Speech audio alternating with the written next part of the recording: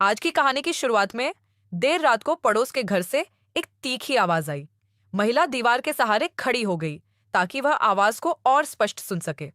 वह इतनी मगन थी कि उसे समय का भी ध्यान नहीं रहा और खड़े रहने से उसके पैरों में ऐंठन भी हो गई। वह इस छोटे से घर में अकेली रहती थी और ऐसी उत्तेजना बर्दाश्त नहीं कर सकती थी।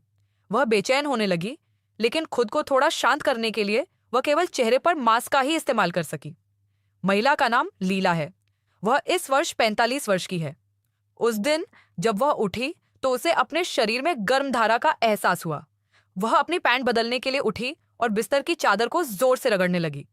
इस समय उसे नहीं पता था कि इतनी गर्म भावना जल्द ही फिर से प्रकट नहीं होगी। उसकी बेटी कुछ दिनों के लिए घर रहने आई थी। उसने उसके कमरे में घंटी बजती सुनी। अगर तुम चलोगे तो मैं आऊंगा। वह स्मार्टफोन चलाना नहीं जानती, इसीलिए वह स्क्रीन पर केवल अपनी बेटी और उसके प्रेमी की अंतरंग तस्वीर ही देख सकती है। उसे पता ही नहीं कि दूसरा व्यक्ति कौन है। वह असहज महसूस करती है। उसकी बेटी बड़ी हो गई है और लीला को कुछ नहीं बताएगी। उसकी आंखों पर लगी झूठी पलकें पिटाई के एक और दौर का प्रतिनिधित्व करती प्रतीत होती हैं। लीला अंततः डिनर के दौरान कविता से यह पूछने से खुद को नहीं रोक सकी कि फोन करने वाला आदमी कौन था। इसमें कोई संदेह नहीं था कि मेरी बेटी को मेरा फोन देखने का व्यवहार नापसंद होगा। बिना कुछ कहे वह कमरे में चली गई। अपना सूटकेस बाहर निकाला और बाहर निकलने ही वाली थी, लेकिन टूटे हुए दरवाजे के कारण फंस गई। अपनी बेटी की अधीरता से लीला बहुत दुखी हुई। मैंने दरवाजा खोलने के लिए किसी को बुलाया, लेकिन मुझे उम्मीद नहीं थी कि मेरी बेटी सीधे दरवाजा खोलेगी और कई बार पीछे के दरवाजे को जोर से खोलेगी। वह बिना कुछ कहे चली गई। लीला का व्यक्तित्व शांत है और वह कभी अपना आपा नहीं खोती। शायद यह उसका ऐसा चरित्र ही है जो उसे जीवन में हर चीज में समझौता करने के लिए मजबूर करता है। उसका पति दूसरे शहर में काम करता था और कई वर्षों से वापस नहीं आया था। उसे न केवल अपनी सास की देखभाल करनी पड़ती थी, बल्कि उसे व्यवसाय के लिए काम करने हेतु फैक्ट्री में भी भागना पड़ता था। दिन प्रतिदिन दरारों पर कदम रखते हुए जीवन में चिंता और ऊब है।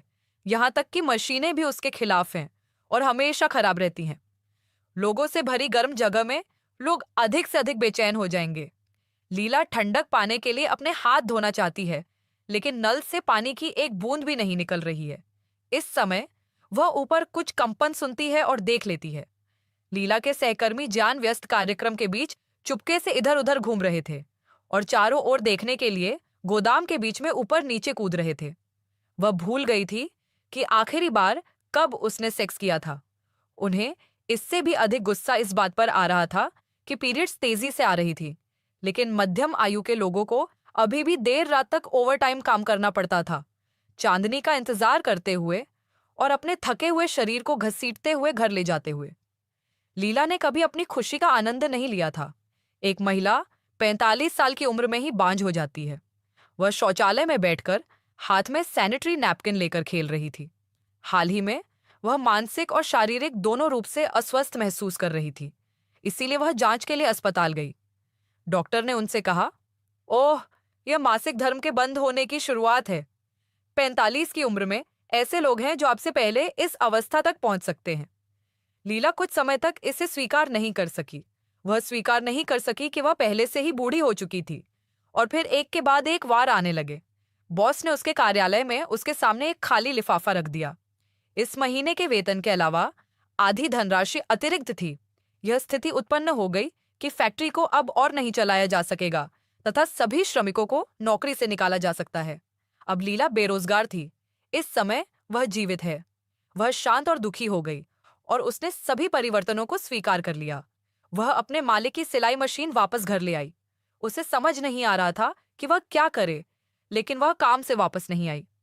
उनके जीवन का पूरा ध्यान अपनी बीमार सास पर था। एक दिन उसके सामने वाले बिस्तर पर लेटे आदमी ने अचानक एक दर्दनाक आवाज निकाली, जिससे खिड़की के सामने सो रहा आदमी जाग गया। उसने डॉक्टर को यह कहते हुए सुना था कि उस व्यक्ति का कोई परिवार नहीं था और उसकी देखभाल हर दिन एक नर्स द्वारा की जाती थी। ऐसा लग रहा था जैसे उसकी आंखों में कोई बीमारी हो गई है और वे मोटे सूती कपड़े से ढंकी हुई हैं, इसलिए वह कुछ भी नहीं देख पा रहा था। यह देखकर कि वह व्यक्ति दयनीय रूप से रो रहा था, उसे पानी पीने की इच्छा हुई, इसलिए उसने पानी उठाया और श्वास नली से उस व्यक्ति के मुंह में डाला, लेकिन वह लापरवाह था और पूरा शरीर भीग गया। वह जल्दी से कमरे को सुखाने के लिए एक तौलिया ले आई। ऐसा लग रहा था कि उस आदमी को राहत मिली है और उसकी पीड़ा समाप्त हो गई है। लीला के दिल पर किसी चीज ने चोट मारी थी। उसके बाद से जब भी उसे बिस्तर पर पड़े आदमी के लिए दर्द महसूस होता और वह हिलने लगता, तो वह तौलिए से उसकी गर्दन पर थपकी देती और आदमी आवाज करना बंद कर देता और ऐसा लगता कि उसे दर्द नहीं हो रहा है। लीला की दयालुता ने उसे जरूरी महसूस कराया। वह दुकान पर गई, ध्यान से एक नया तौलिया चुना और मन ही मन उस आदमी की लंबे समय तक देखभाल करने का फैसला किया। उस दिन पुरुष नर्स को जाते हुए देखने के बाद लीला ने नया तौलिया धोया, बिस्तरों के बीच की जंजीर खींची, उस आदमी के बिस्तर के पास आई, उसके कपड़े उतारे और लीला को ठंडे तौलिए से पोंछा। आदमी की देखभाल में उस व्यक्ति को धीरे धीरे होश आ गया, यहां तक कि उसने आगे बढ़कर लीला का हाथ कसकर पकड़ने की भी पहल की। लीला थोड़ा कंफ्यूज थी। यद्यपि वह एक स्वस्थ और सामान्य व्यक्ति था, फिर भी उसका हृदय उस आदमी की तरह अंतहीन अंधकार में फंसा हुआ था। दोनों एक दूसरे के पद पर आसीन हो गए। लीला को जीवन के प्रति नई आशा मिली। उस रात उन्होंने एक नई फूलों वाली पोशाक, ऊंची एड़ी के जूते और चमकदार लिपस्टिक लगाई। वह बहुत समय से ऐसे नहीं थी। उसने अजनबियों की निगाहों को बड़े दिल से स्वीकार किया और एक अत्यंत मूर्खतापूर्ण इच्छा की। फिर उसकी बेटी ने उसे एक और पाउंड दिया। जब लीला ने अपनी बेटी को एक रेस्तरां में एक व्यक्ति के साथ देखा, तो वह आगे बढ़कर उससे भिड़ना चाहती थी, लेकिन पहले उसे छिपना पड़ा और अपनी लिपस्टिक उतारनी पड़ी। वह अपनी बेटी को इस तरह देखने की हिम्मत नहीं जुटा पाई। जब वह वापस आई तो उसकी बेटी बिना किसी सुराग के गायब हो गई थी। यह चिंता की एक और रात थी। वह अभी भी अपनी बेटी से फोन पर बात नहीं कर पाई है। लीला ने अपनी खूबसूरत ऊंची एड़ियों को उतार फेंका और एक बार फिर अपनी अस्त व्यस्त जिंदगी के साथ समझौता कर लिया। महिला ने सैनिटरी नैपकिन को खोला और बिस्तर पर जमी धूल को पोंछने के लिए उसे बोर्ड पर रगड़ने लगी। वह बूढ़ी हो गई है और अब इस चीज का उसे कोई उपयोग नहीं है। लीला को लगता था कि उसके जीवन में अभी भी आशा है, लेकिन घर की गंदगी को देखकर उसे घुटन महसूस होने लगी। अंततः उसे अपनी भावनाओं को व्यक्त करने का एक रास्ता मिल गया, जो था उसके सामने वाले बिस्तर पर लेटे अजनबी आदमी का ख्याल रखना। हालांकि उन्होंने कभी नहीं सोचा था कि वह दिन आएगा जब वह व्यक्ति पूर्णकालिक जीवन जी सकेगा। डॉक्टर ने उसकी आंखों पर लगी पट्टी हटा दी। इस समय लीला को डर लगा और उसने भागने का फैसला किया, लेकिन उस आदमी को यह नहीं बताया कि वह वही थी जो हर महीने बिस्तर में छिपकर उसकी देखभाल करती थी। उस आदमी के हाव भाव को ध्यान से देखिए। वह सोच रहा है कि वह महिला कौन है जो खुद को गर्म कर रही है। उसने नर्स की ओर हाथ बढ़ाया, लेकिन कोई प्रतिक्रिया नहीं मिली, इसलिए उसने निराश होकर अपना हाथ नीचे रख दिया। देर रात को वह आदमी बहुत बेचैन हो गया, बिस्तर पकड़ लिया और बेतहाशा स्प्रिंग हिलाने लगा। वह लीला को सामने लाने के लिए इस पद्धति का उपयोग करना चाहता था। लीला बिस्तर के पर्दे के पीछे से सब कुछ सुन रही थी और उसे समझ नहीं आ रहा था कि क्या करे। वह केवल अस्पताल से बाहर निकलकर शांत हो सकती थी। वह रेलवे लाइन के पास से गुजरी और व्यस्त सड़क को पार कर गई।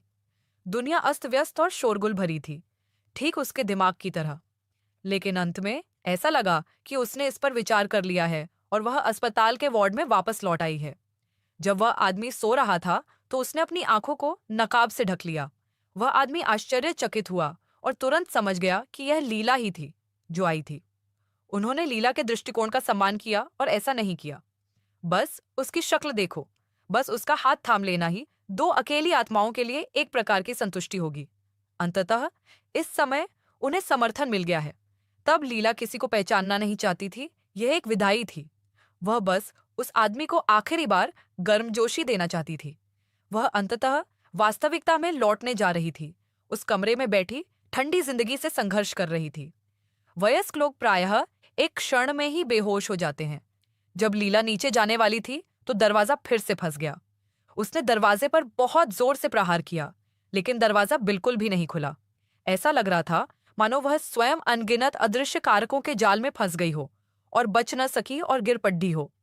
लीला मेट्रो के दरवाजे के सामने थक कर गिर पड्डी, जिसे खोला नहीं जा सका, और इस तरह उसने अपनी अंतिम मनोवैज्ञानिक रक्षा को सफलतापूर्वक तोड़ दिया। सब कुछ गलत हो जाता है। मैं ही क्यों अकेली हूं? एक बेटी जो कभी घर नहीं आती, एक पति जो हमेशा संपर्क से दूर रहता है, और एक सास जो बिस्तर पर पड़ी रहती है। ये दिन कब खत्म होंगे? ये सोचते हुए लीला धीरे से उठी और अपनी पूरी ताकत लगाकर उस दरवाजे को खोलने लगी जिसमें वह फंसी हुई थी। वह बाहर निकलने का रास्ता ढूंढना चाहती थी।